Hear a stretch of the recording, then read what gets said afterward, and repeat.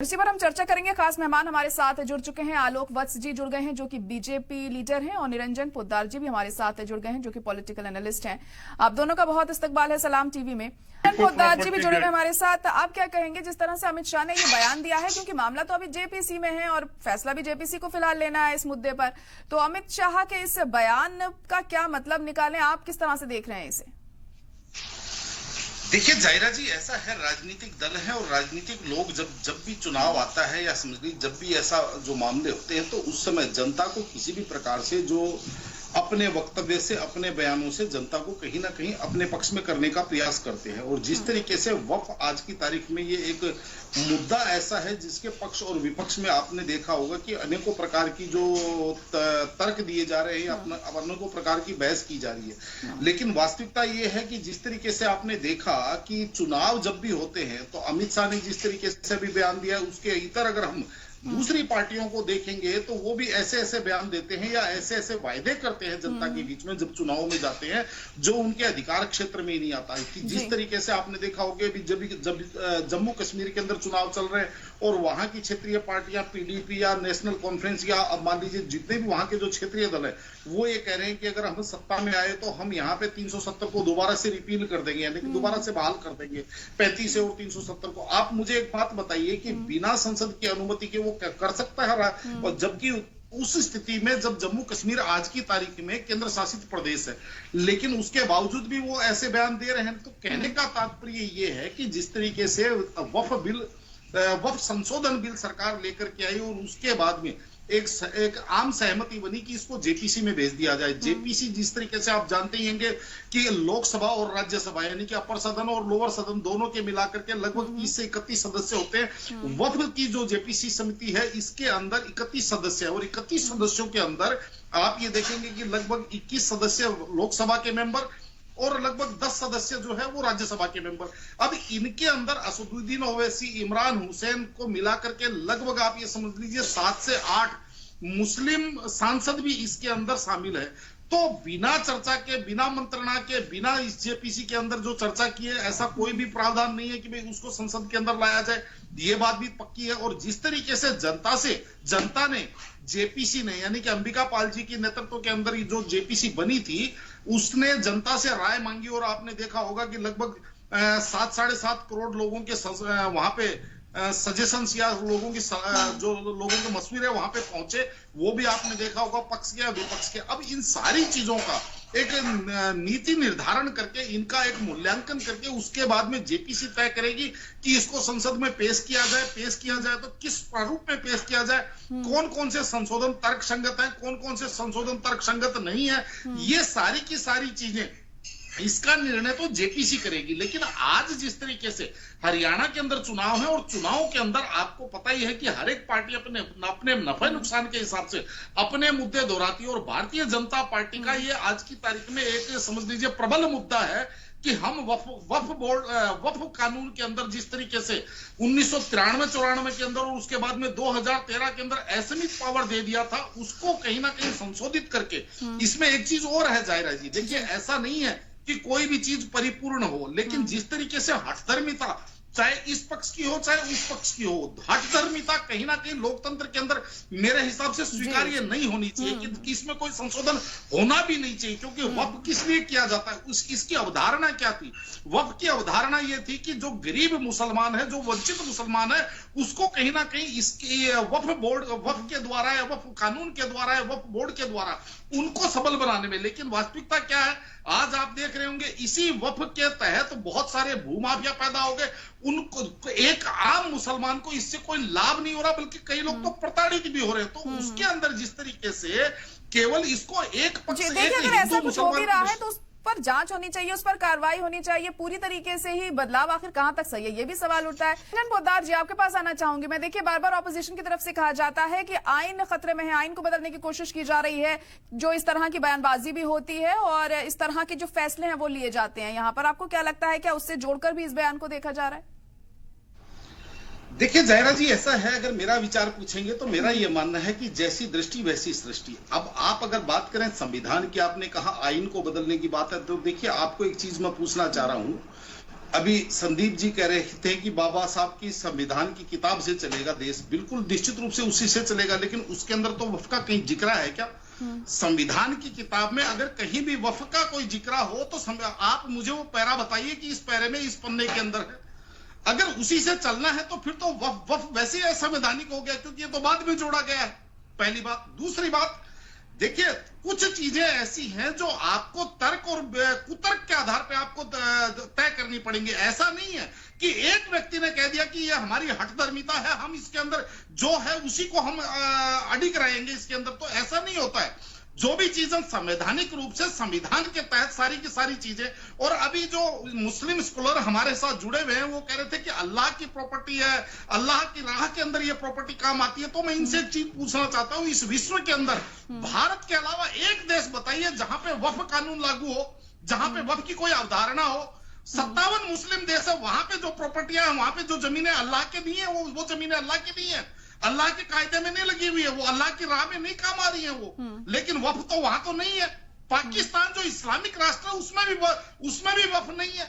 लेकिन वास्तविकता ये है कि एक हठधर्मिता और कुछ लोग जो राजनीतिक रूप से इनको गिनी पिग की तरह इस्तेमाल करते हैं, और कुछ लोग हैं जो उसके अंदर इस्तेमाल होते हैं। ये बात मैं क्यों कह रहा हूं जाहिरा जी, आज आपको जेपीसी के बारे में भी समझना पड़ेगा। जैसे मैंने बताया, जेपीसी के अंदर कुल 31 सदस्य हैं। 31 सदस्यों में से 21 सदस्य लोकसभा के सांसद और 10 सदस्य राज्यसभा के सांसद, और इसके अंदर जो बहुमत है, बहुमत विपक्षी पार्टियों का है, ना कि भारतीय जनता पार्टी या सत्ताधारी पार्टी का।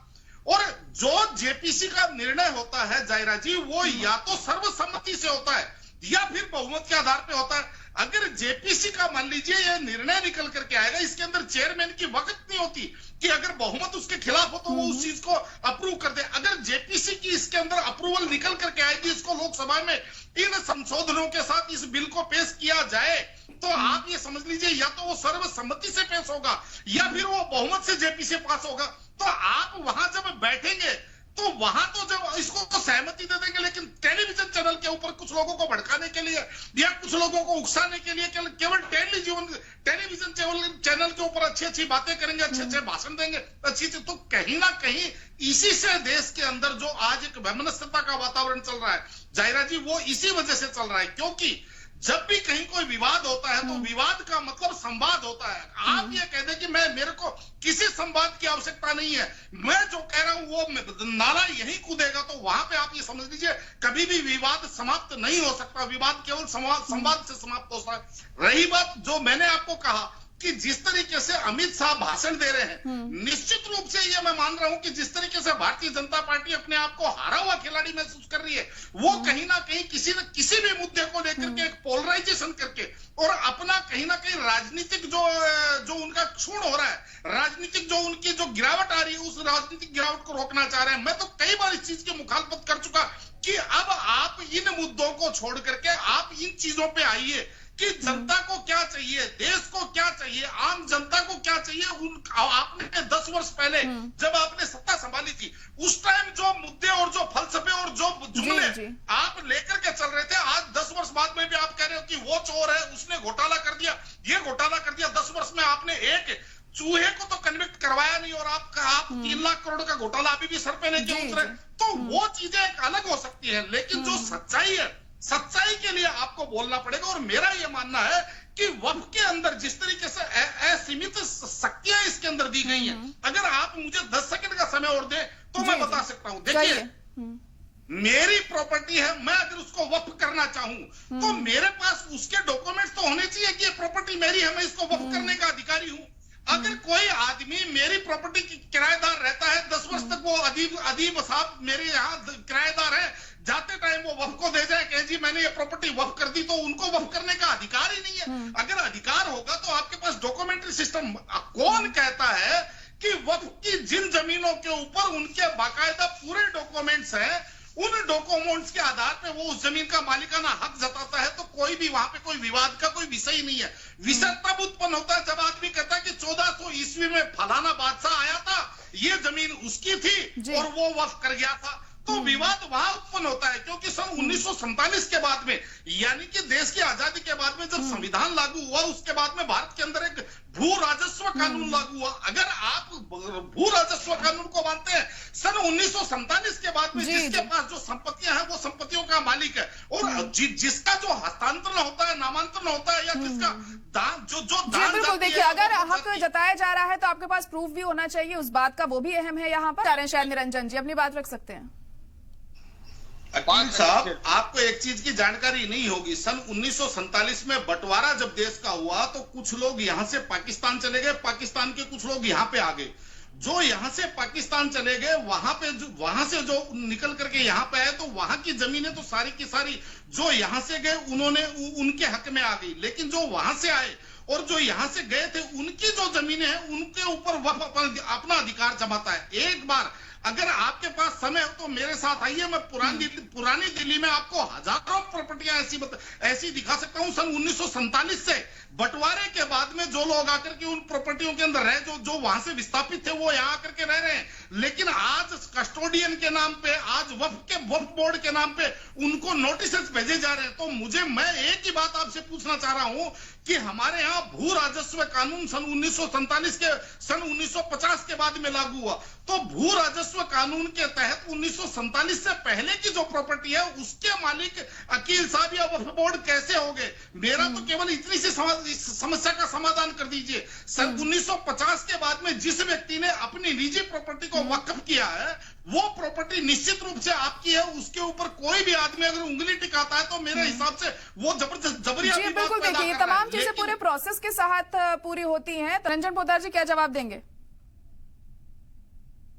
या तो संदीप जी खुद भ्रमित है या दूसरों को भ्रमित करना चाह रहे हैं। मैं इनको एक ही बात कही कि एक किताब लिखी थी बाबा साहब भीमराव अंबेडकर जी ने, जो भारत का संविधान कहलाया, और उसके बाद में जो लिखा गया तत्कालीन सरकारों के द्वारा, चाहे वो 62 में हो, चाहे 67 में हो, चाहे 71 में हो, चाहे 77 में हो, चाहे 83 में हो, चाहे 89 में हो, चाहे 93 में हो, चाहे 2013 के अंदर हो, उसके बाद में जो तत्कालीन सरकारें उसी संविधान की मर्यादा के तहत, उसी संविधान के छिद्रों के तहत उस संविधान के अंदर संशोधित करते रहे, उसके अंदर वक्फ जोड़ा गया है। आप जो बाबा साहब ने सन 1951 में हमें जो प्रस्तुत किया था, इस देश को जो संविधान प्रस्तुत किया था, अगर उस किताब में वक्फ का एक शब्द दिखा दे संदीप जी, तो मैं पूरी जिंदगी आपके यहाँ आकर के बर्तन मांजूंगा। इस चीज को आप मैं टीवी राष्ट्रीय चैनल के ऊपर दावा कर रहा हूं। द्वारा लिखी हुई किताब में अगर कहीं कोई वक्फ का जिक्र हो तो आप मुझे पैरा बताइए, पेज बताइए, मैं आपके चैलेंज को स्वीकार करता हूं। लेकिन उसके बाद में तत्कालीन सरकारों ने अपने राजनीतिक स्वार्थ के लिए जिस तरीके से जोड़ा था, आज जो वर्तमान सरकार है अगर उसको राजनीतिक रूप से इसको हटाने में उसको फायदा नजर आ रहा है या उसके अंदर संशोधन करने में फायदा आ रहा है, तो ये तो राजनीतिक नूरा कुश्ती सन 1993 में भी हुई है, सन 2013 में भी हुई है और आज भी की जा रही है। तो इसके अंदर आप कहें कि बाबा साहब के संविधान को नहीं मानने वाली बात, और जो संवैधानिक तरीके से जोड़ा गया है वही संवैधानिक तरीके से हटाया भी गया है। जब संवैधानिक तरीके से जोड़े जाने को अगर आप उचित मानते हैं तो संवैधानिक तरीके से हटाने को भी आपको उचित मानना पड़ेगा। लेकिन समस्या कब होती है कि मेरा मन भाया तो कुत्ता काट के खाया, खाली जो मैं बोलूं वही सही, ना खाता ना भाई। अगर संदीप जी ये चीज है तो कहीं ये लोकतांत्रिक पद्धति में नहीं आती है। लोकतांत्रिक पद्धति में वो आती है, जनता अपने नुमाइंदे चुनती है, वो नुमाइंदे उन जनता की भावनाओं को ध्यान में रख करके जो भी कानून बनेंगे, जो कानूनों में संशोधन होंगे, वो जो चुने हुए नुमाइंदे उन जिन चीजों को सर्वसम्मति से पास करेंगे, बहुमत से पास करेंगे, दोनों पार्लियामेंट में पास होगा, राष्ट्रपति के साइन होंगे, तब जाकर के वो कानून बनेगा या कानून हटेगा। केवल इसलिए नहीं, ऐसा नहीं चलता है जी। मैं एक ही बात कह रहा हूं कि जो इनके पास जब सत्ता थी, इन्होंने संवैधानिक पद्धति से जिन चीजों को जोड़ा या जिन चीजों को संशोधित किया, वो संविधान के रूप से हमारे यहां सम्मिलित हो गए। जब आज जिनके पास सत्ता है वो संवैधानिक रूप से उन्हीं पद्धतियों के तहत उसमें अगर संशोधन कर रहे हैं, तो मैं संदीप जी से पूछ रहा हूं कि वो असंवैधानिक कैसे हो गया? उसी पार्लियामेंट से आपने उसमें जोड़ दिया, वो उसी पार्लियामेंट से अगर संशोधन करने जा रहे हैं, आप कह रहे हो कि वो असंवैधानिक है। तो मुझे एक बात बताइए, मेरा तो सवाल इतना सा है कि अगर आज असंवैधानिक है तो उस दिन भी असंवैधानिक था, उस दिन अगर संवैधानिक था तो आज भी संवैधानिक है। क्यों? क्योंकि यहाँ पे वही प्रक्रिया अपनाई जा रही है उन्हीं की तरह। जब उस टाइम की जो सत्ताधारी सरकार थी, जिनके पास शक्तियां थी, जिन्होंने जोड़ा था, वैसे ही आज इनके पास सरकार है, इनके पास शक्तियां हैं और वो संशोधन करने के। जी जी, कहिए पोद्दार जी।